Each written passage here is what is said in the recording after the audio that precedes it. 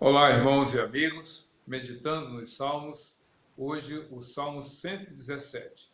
De todos os 150 salmos, esse é o menor, tem apenas 2 versículos, mas é grandioso no seu conteúdo e a mensagem se espalha e se estende por todas as nações, por aquilo que ele apresenta. É claro que o Salmo 117 faz parte desse conjunto de 6 salmos que eram cantados durante a celebração da Páscoa. Eu contei para vocês, o Salmo 113 é o primeiro desses 6 e o Salmo 118 é o último. Lembrando também, só para recapitular, que os 2 primeiros salmos, o 113 e o 114, eram costumeiramente, de acordo com a tradição judaica, cantados antes da refeição da Páscoa. E os 2 últimos, do 115 ao 118, cantados após a refeição da Páscoa. E o Salmo 17, portanto, é o penúltimo desse conjunto de salmos que exaltavam, que glorificavam ao Senhor, que louvavam ao Senhor, de fato, exaltam o Senhor, principalmente por as ações de Deus durante a saída dos hebreus do Egito. São louvores egípcios, como alguns comentaristas falam. Mas o que temos a aprender neste pequenino salmo, nesse menor dos 150? O maior, não há dúvida, daqui a pouco chegaremos a ele, se Deus quiser, que é o Salmo 119, que tem 176 versículos. Imagina, o maior dos salmos, com 176 versículos, e o menor, com apenas 2. Mas ambos são ricos na sua mensagem. E o Salmo 117 começa assim, com essas palavras: Louvem o Senhor todas as nações. Louvem o Senhor todas as nações.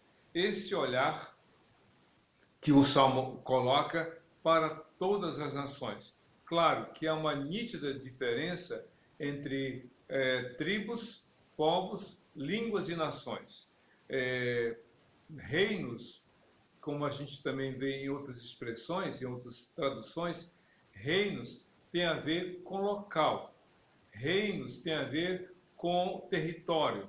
Assim como o reino da Babilônia, o reino da Assíria, o reino dos filisteus, que eram reinos geograficamente localizados, que poderiam ser realmente vistos através dos limites geográficos. Havia as fronteiras entre as nações.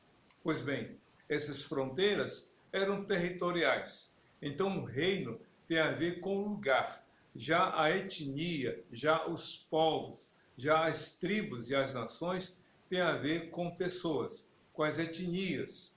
E quando a Bíblia diz, louvem ao Senhor todas as nações, está falando de pessoas e não de territórios. Por quê? Porque o território é um lugar, e um lugar não louva a Deus como deve louvar uma nação. Por exemplo, o Brasil, como território, é grandiosíssimo. São quilômetros e quilômetros de extensão.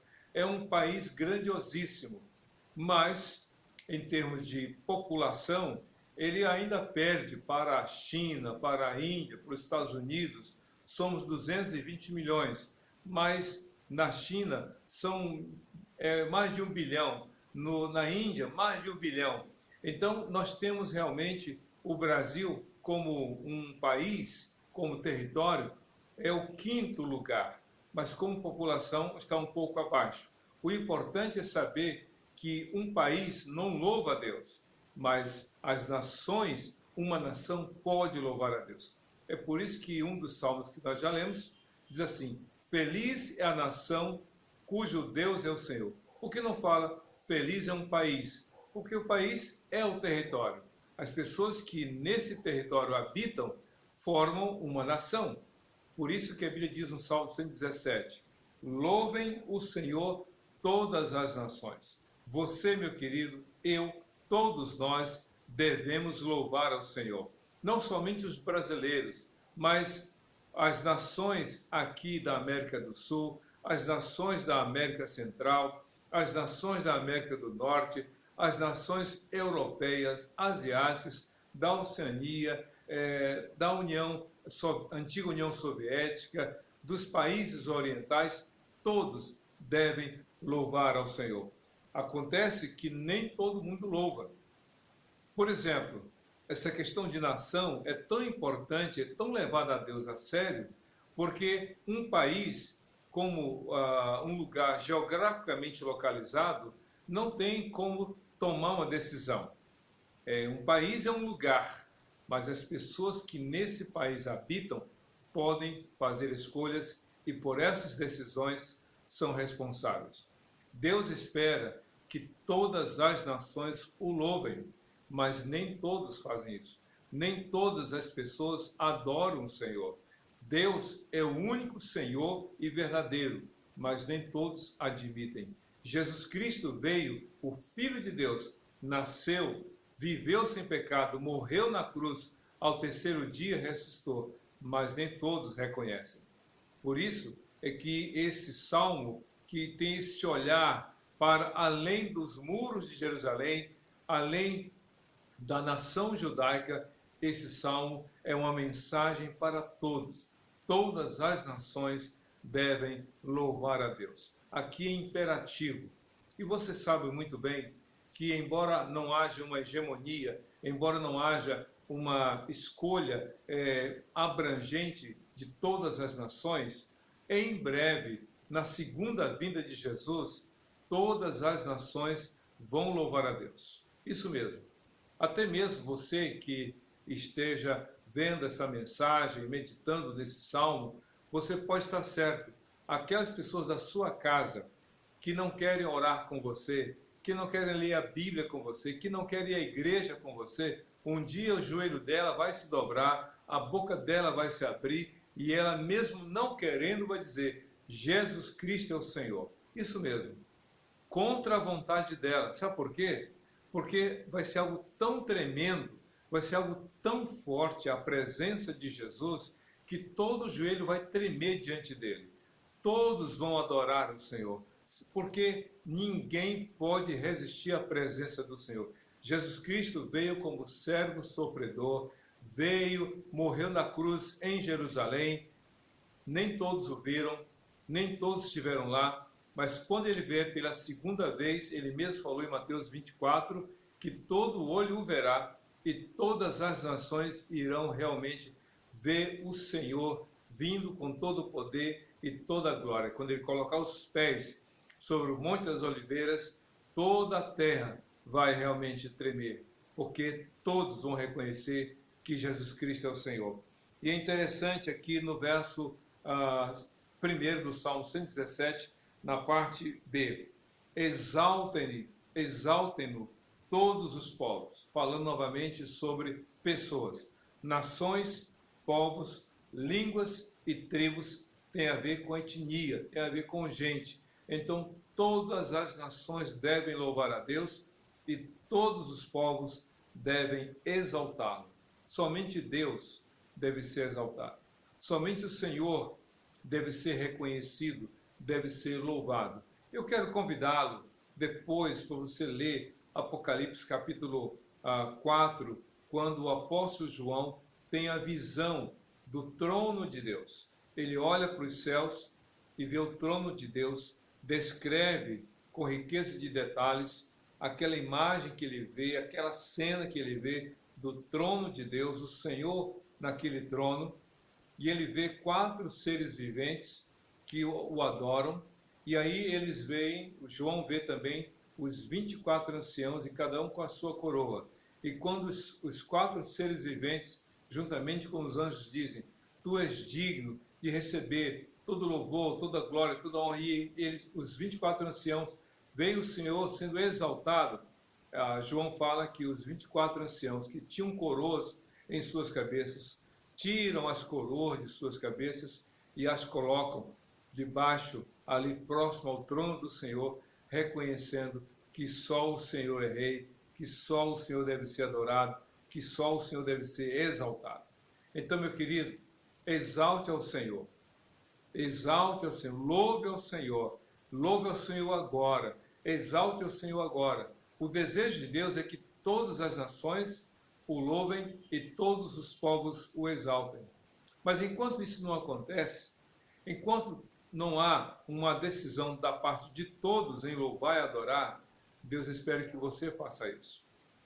Você mesmo, no silêncio da noite, no quarto da sua casa ou no intervalo do trabalho, você pode dizer: Deus, eu quero te louvar, eu quero te exaltar. O salmo realmente exalta o Senhor e você deve fazer coro com as palavras do salmista: eu quero louvar e eu quero exaltar. Mas por que louvar e exaltar o Senhor?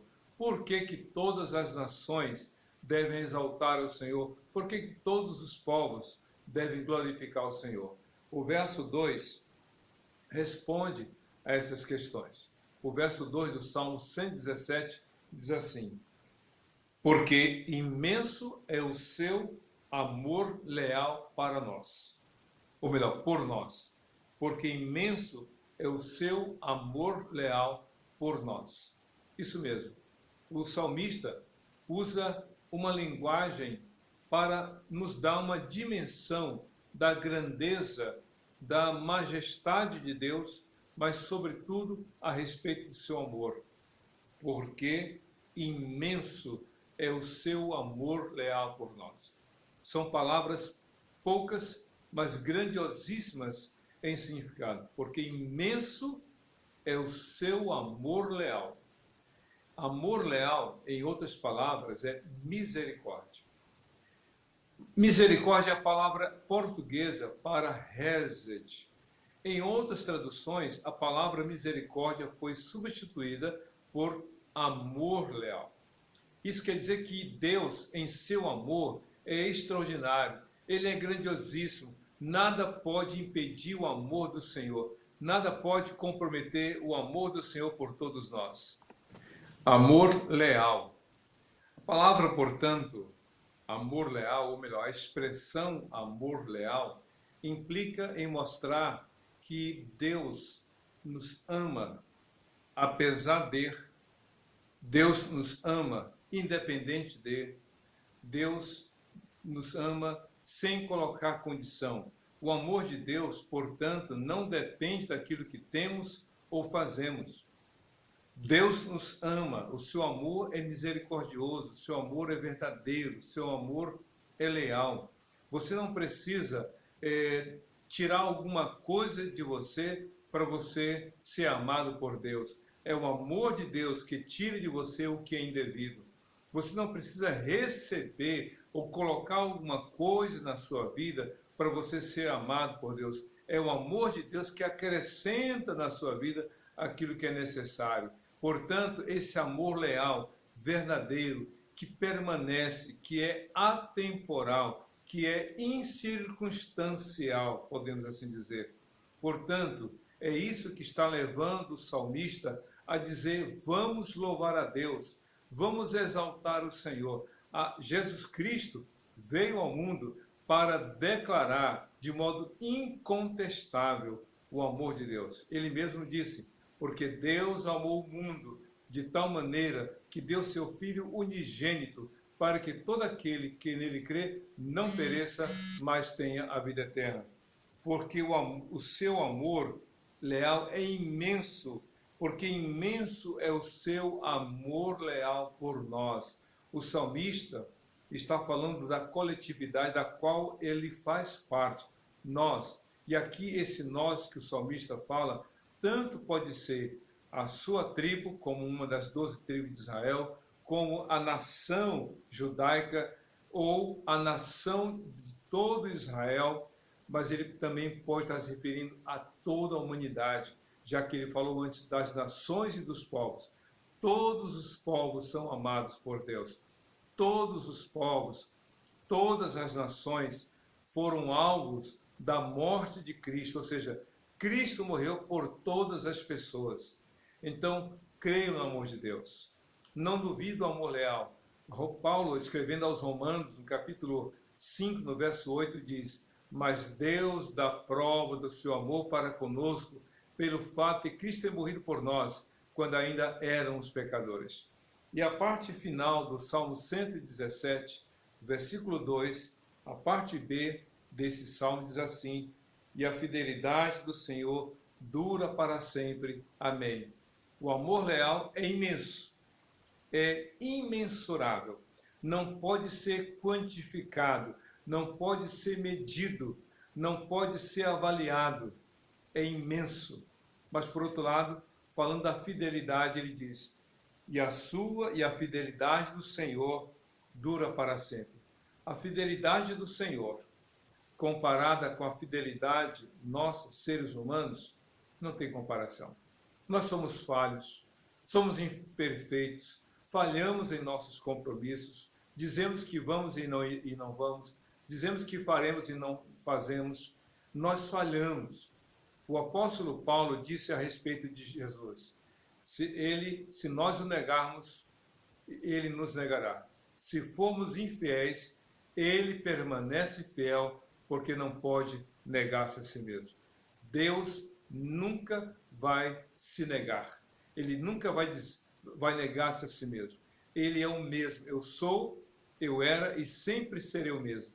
Jesus Cristo é verdadeiro. O seu amor é verdadeiro. A sua fidelidade, o que ele cumpriu, ou melhor, o que ele prometeu, ele tem cumprido. Em Gênesis 3,15, no início da história da humanidade, representada por Adão e Eva, Deus prometeu que viria o Salvador, da descendência ou da mulher viria o Salvador.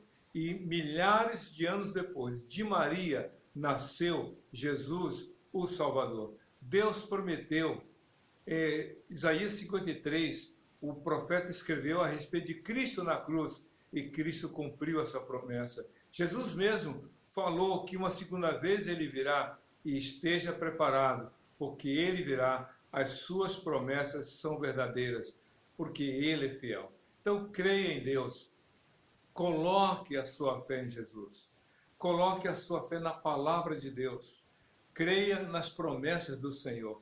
Você pode ter desacreditado do amor das pessoas, você pode ter se decepcionado pelas promessas das pessoas que falharam, mas o amor de Deus permanece e a sua fidelidade permanece para sempre. O seu amor é imenso, a sua fidelidade dura para sempre. E o salmo termina com a expressão aleluia, quer dizer louvai ao Senhor. Quem pode dizer louvai ao Senhor? Você pode falar, como até mesmo uma criança bem instruída pode repetir essa palavra aleluia, mas quem pode falar de coração? Somente aquele que crê em Jesus. Somente aquele que abriu seu coração para Jesus pode dizer realmente Jesus seja louvado. Eu quero encerrar essa breve reflexão contando uma história.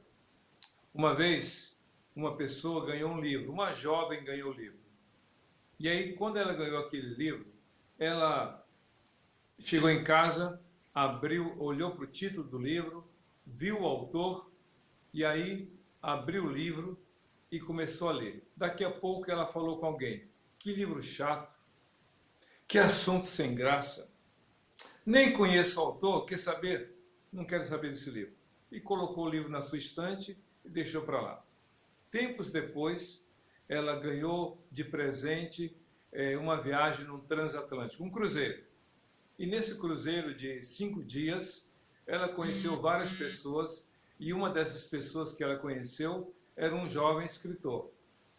E conversando com ele, ele não tinha ninguém, não estava namorando ninguém, ela também estava sozinha, começaram a conversar, e aí foi um gostando do outro, foi se aproximando, ela falando de si, ele falando dele, até que naqueles 5 dias de encontro, de início de namoro, ela descobriu que aquele jovem era um escritor muito famoso e que havia escrito um livro. E esse livro ela tinha ganho. Aquele livro que ela tinha em casa, ela descobriu que aquele livro fora escrito por aquele jovem. E então eles começaram a namorar, trocaram telefones. E aí, quando ela voltou para casa, ela voltou correndo para casa, feliz da vida, pegou aquele livro, abraçou aquele livro e disse: que livro maravilhoso, que assunto interessante. Eu estou maravilhada com a forma como o escritor escreveu esse livro. E a pessoa que tinha ouvido ela dizer que era um livro ruim, que o assunto não era agradável, que ela não conhecia o autor, disse: por que você mudou de opinião? Porque agora você diz que o livro é bom, que o assunto é interessante e que está cativada pela forma como o escritor escreveu. Ela disse: eu conheci o autor do livro, eu estou realmente amando esse autor do livro e tudo aquilo que diz respeito ao autor do livro realmente cativou meu coração.